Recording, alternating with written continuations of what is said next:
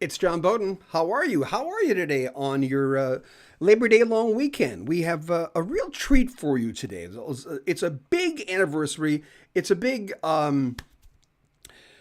someone important was born today. How many people? Well, a lot. If it's your birthday, you're important. Well, happy birthday to you. If you know someone whose birthday it is today, September 1st, 5th, make sure you share this video on their timeline. From now on, with the titles, we're going to get to them right away so that, well, you'll know what the heck we're talking about. It took, hold on, let me move this. Let me move it down. Hold on, there it is. There it is. There's what we're looking for. Their most iconic tune took 7 years to finish. It was predicted to fail by not just a few people. Some people thought it was a joke or a cowboy song or a crazy operatic song that would never go anywhere. But at first listen, I don't know who didn't stare at the speakers when they heard this song back in 1975. Let's show you.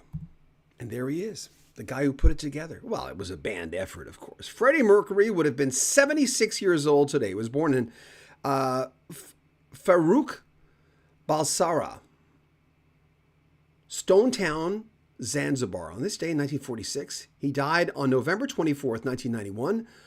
And by the way, no one knows where his ashes are. It's a big secret. No one knows where they put his ashes. He's allowed to have that, of course. He has a 4-octave range.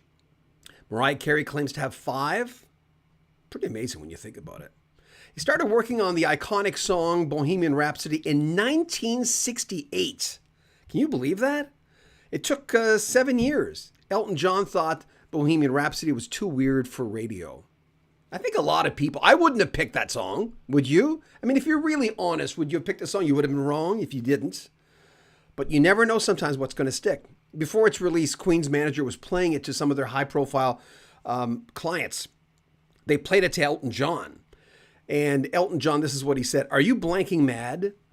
That was his singer's reaction. After listening to the whole 6-minute song, his verdict was, it's just too long and too weird for radio. Mercury had a piano as a headboard and got the idea in the middle of the night and would sometimes play it out in the middle of the night as he got inspiration. And he played the song Bohemian Rhapsody with the same piano that Paul McCartney used for Hey Jude. Queen guitarist Brian May said the rest of the band never really knew what the song was about. Brian's second from the right, beside John Deacon, Freddie Mercury, and Rogers, the drummer, of course. And producer Roy Thomas Baker, so picture him. He was always an odd-looking guy. Said he thought it was a joke. Freddie would keep adding Galileos to the song, and the operatic section just got bigger and bigger. They kept layering it over and over again. And, the rest is history, right? Amazing. Love this story. There are so many other idiosyncratic things about Bohemian Rhapsody we could have shared with you, but we have a lot of other people who were born on this day, and we want to get to them.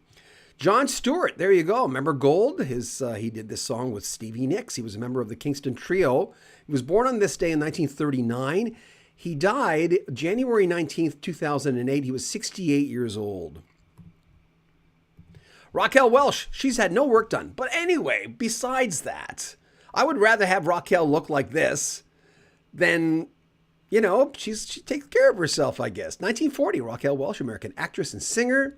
Her real name is Myra Breckenridge, born in Chicago, Illinois. Happy birthday, Raquel. A guy I loved his earlier albums. 1945, Al Stewart, Scottish folk singer.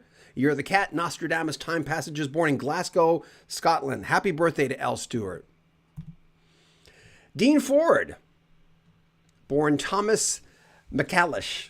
I think I'm saying that right. Scottish singer-songwriter of Marmalade, of course. We lost him at the age of 72, December 31st, 2018. It would have been his birthday. Oh, George Buddy Miles. There he is. American rock drummer, Electric Flag, Band of Gypsies. Born on this day, 47. He died at 60 years old, February 26, 2008. I'm kind of going fast because at the bottom of the hour, I have an interview with Steve Hackett. I think it's my 7th or 8th interview with Steve Hackett. I've interviewed him a lot, of Genesis fame. 1947, Mel Collins, British rock saxophonist, King Crimson, and many more, born in Isle of Man. David Clemson, British rock guitarist, Colosseum, Humble Pie, born in England, 1950. Polly Carmen, American rock vocalist from Champaign, born in Champaign, Illinois. There you go.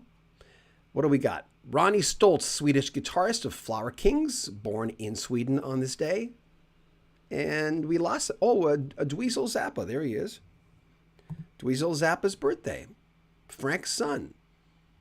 Born in Hollywood, California, on this day, 1969. We've got George Barnes, American swing jazz guitarist, dies on this day of a heart attack at 56. Joe Negrini, American rock vocalist. Frankie Lyman and the Teenagers, dies on this day of a brain hemorrhage at 37.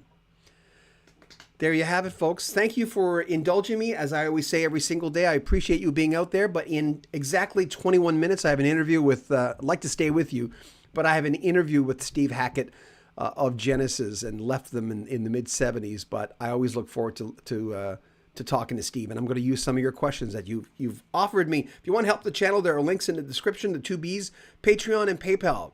P's, not B's. Yeah. If you want to help out the channel, it helps keep this arduous task of Today in History going. We'll have more history in a couple of hours. I'll come back with some album releases and more on Today in History on Rock History Book. Take care of yourself. Thank you.